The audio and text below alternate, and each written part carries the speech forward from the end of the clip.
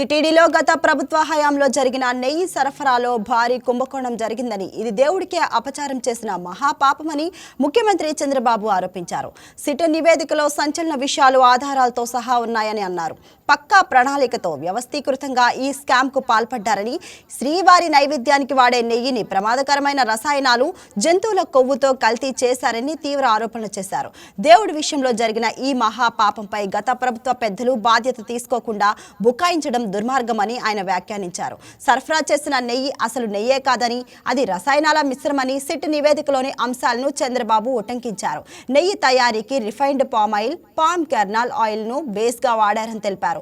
రంగు కోసం beta keratin, వాసన కోసం ఎసిబిటిక్ యాసిడ్ ఈస్టర్, నురుగు కోసం డిటర్జెంట్లో వాడే లప్సా యాసిడ్ వంటి ప్రమాదకర రసాయనాలు వాడినట్లు వెల్లడించారు.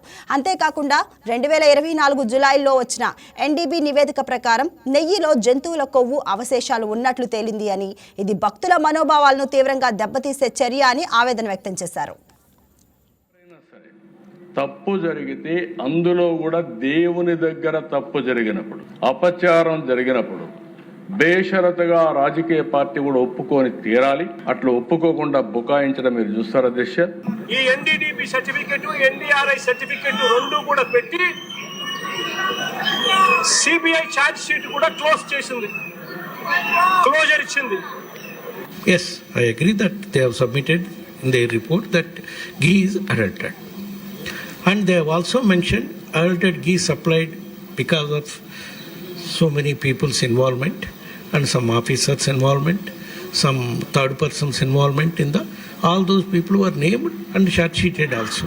Ghee is adulterated with some palm oil, some kernel oil, some other items, whatever it is that is found in the CBI SIT report that has been mentioned there.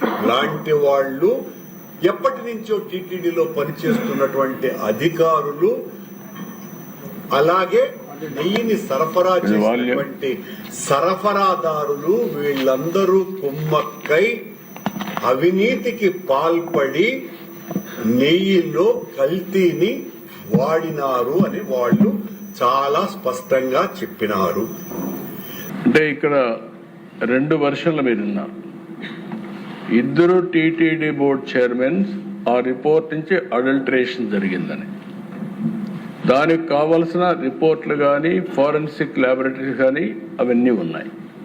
ఉంటే ఒక పార్టీ అధ్యక్షుడిగా, మాజీ ముఖ్యమంత్రిగా బాధ్యత తీసుకోవాల్సిన వ్యక్తి సునాయాసంగా ఏమీ జరగలేదు అంటే, తిరిగి మనం ఏదైతే దేవునికి అపచారం జరిగిందని మనం చెప్తే మనం అపాలజీ చెప్పమనే పరిస్థితికి వచ్చారంటే ఎంత దుర్మార్గం మనం అందరం గుర్తుపెట్టుకోవాల్సిన అవసరం ఉంది. దీనికి సాక్ష్యాధారాలు కూడా పొందించు. టీటీడీని ఏ విధంగా మోసం చేశారు, దాంట్లో రిటర్న్స్లో తేడాలు, ఆన్లైన్ ఫిజికల్ రిటర్న్లో వ్యత్యాసాలు, ల్యాబ్ నివేదికల ఫోర్జరీ, అపెక్స్ ల్యాబ్ పేరుతో ఫోర్జరీ నివేదిక, మాల్గంగా సంస్థ శాంపుల్ ఇవ్వకుండా దొంగ రిపోర్టు పంపించడం, ఇన్ని జరిగితే టీటీడీ బోర్డు ఈఓకి, చైర్మన్కి, బోర్డుకి తెలియకుండా జరుగుతున్నది కరెక్ట్ కాదు అధ్యక్ష. రాష్ట్రం మొత్తం ఎవరు దేవుని దగ్గరికి వచ్చినా ఆ ప్రసాదం తీసుకున్నప్పుడు ప్రతి ఒక్కరూ విమర్శించారు.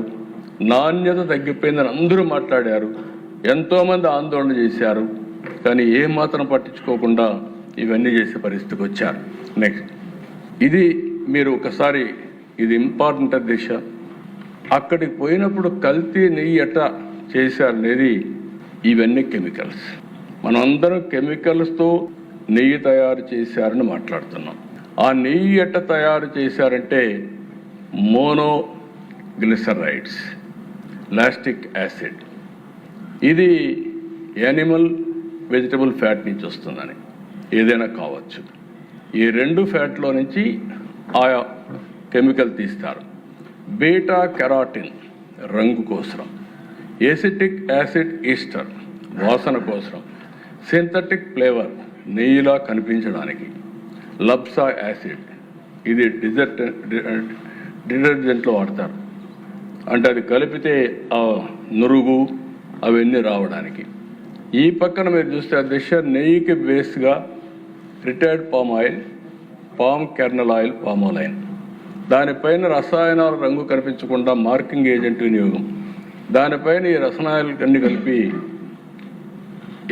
ఎమర్సీ ఫైర్, ఇవన్నీ కూడా ఒక ఆర్టిఫిషియల్గా నెయ్యి తయారు చేయడానికి ఎన్ని విధాల ప్రయత్నం చేశారంటే అన్ని విధాల ప్రయత్నం చేసి, అదే మరిగా మహాపాపం మహామోసం అని మేము పెట్టింది ఆగ్మార్క్ పరీక్షలో RM వాల్యూ కోసం ప్రమాదకరమైన రసాయనాలతో కల్తీ నెయ్యి. అంటే ఒక్క డౌట్ అధ్యక్ష మనందరికి రావాలి, ఎవడైనా దేవుని కోసం తక్కువ ధరకే ఇస్తున్నాడు అంటే మనం 4 సార్లు ఆలోచించుకోవాలి. ఎవరైనా సరే. Please subscribe to YK TV Network. Please subscribe to YK TV. Please watch YK News. Don't forget to subscribe YK News channel.